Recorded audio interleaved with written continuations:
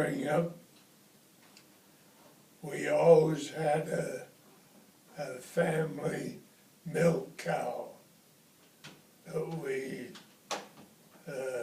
milked, and usually having an excess of milk, we had several customers who enjoyed the milk that we produced.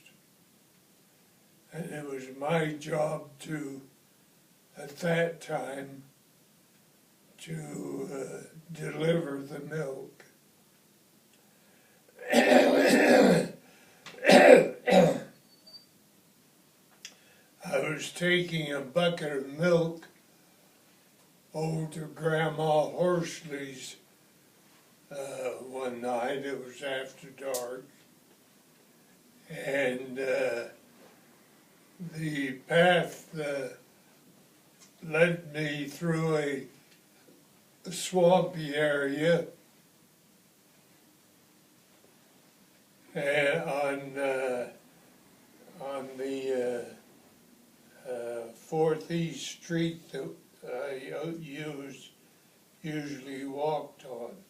Across the street was a house occupied by the high school football coach, and he had just gotten a Great Dane pup for their family. It was just a few months old and all legs and feet and ears and wanting fun all the time. So he saw me across the street and ran off the porch and headed in my direction. And indeed, it scared the daylights out of me, because all I could see was the ears and the mouth and the legs coming after me. As he got right close by, I let out a yell, more of a scream, I guess, and it scared that dog half to death, because he left his target and headed back home. But it scared me, and I threw the bucket of milk up in the air and started running for Grandma's house. Well, Grandma didn't get any milk that night. The next morning I took a bucket of milk over and found the old one, of course, empty and just a little bit in the bottom, and that was all I had for the delivery that night. But it all worked out well. I became friendly with that dog, and he approached me with a very friendly spirit thereafter. End of story. That's a funny story. So you milked the cow? I wasn't milking at that time. You were just taking the milk. I was only about 6 or 7 years old, and Uncle Eugene was milking the cow at that time. But that later became your responsibility. Total responsibility, yeah. Tell us about that. I had to, when I was 16, turned 16, I was able to get a driver's license, and we had access to an old school bus that the church welfare used to haul stuff. And we were able to use that to haul hay. So it was my duty to haul the hay. My older brother Dick had hay fever, and he couldn't handle being around the hay or the corral. So Dad bought the hay in the field, and it was all ready to be loaded, and all through the hay field, the hay was formed into haycocks that were large enough for maybe 2 forkfuls of hay. So I would drive into the field and line the front wheels of the truck in the furrows, and then put the machine in the lowest gears and let it idle up the field, and it stayed right in the furrows. So I was able to run around on one side and pitch hay on, and then run around to the other side and pitch a few haycocks on that side. By the time we got to the top of the furrow, it was time to rearrange the hay on the truck so it would be level and build up my load level and tight, so that nothing would fall off.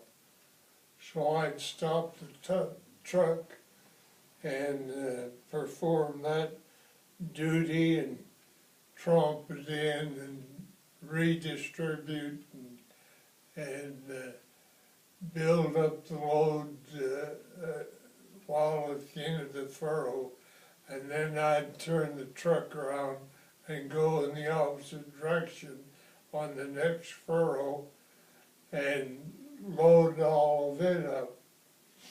When I got to the bottom, I'd do the same thing, redistribute the hay and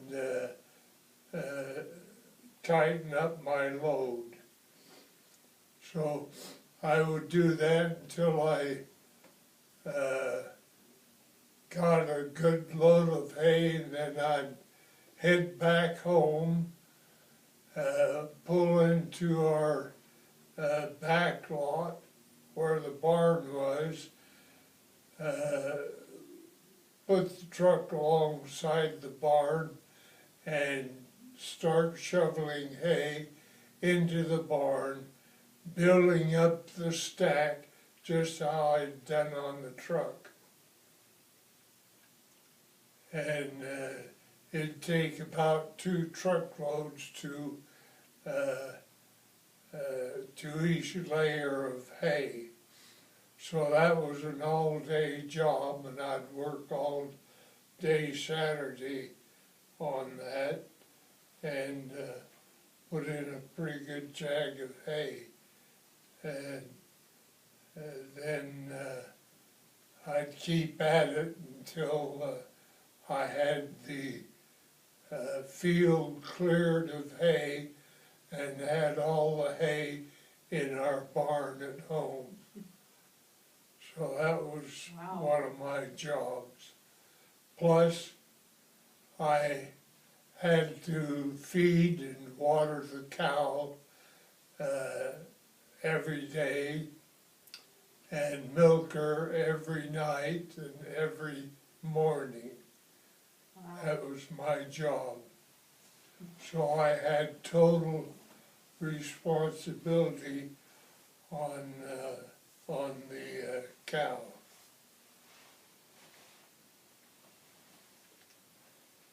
And you, End of story.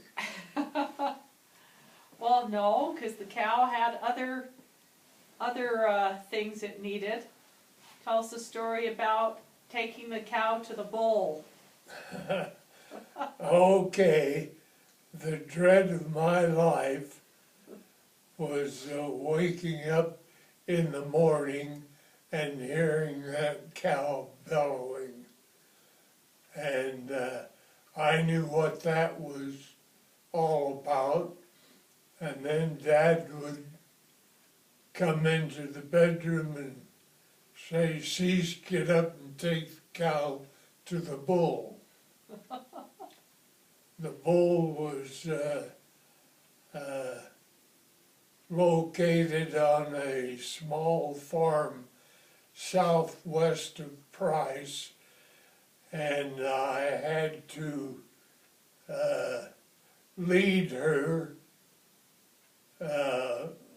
on 2nd South Street going west, all down past the railroad depot and across Carbon Avenue, which was the street that most of the kids in that part of the town would use to go to school.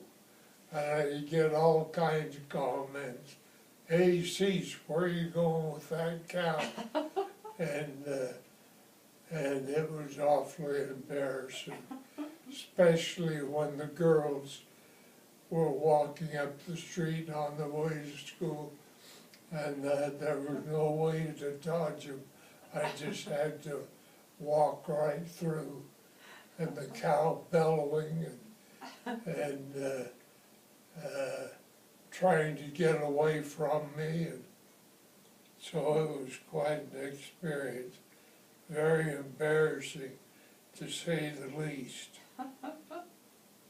I finally get her down within earshot of the bull, and she'd always break loose, and all I could do was run after her and see that she got in the pen. Usually the guy that owned the bull was there waiting. Then we had to go through that process, and then I had to lead her back home, and she wasn't as eager to go back home as she was to come out to the bull. So you can imagine what kind of condition I had then. Oh. But I never once lost her, and I always got her home all right and got her milked, and then I was off to school. I was in high school at the time.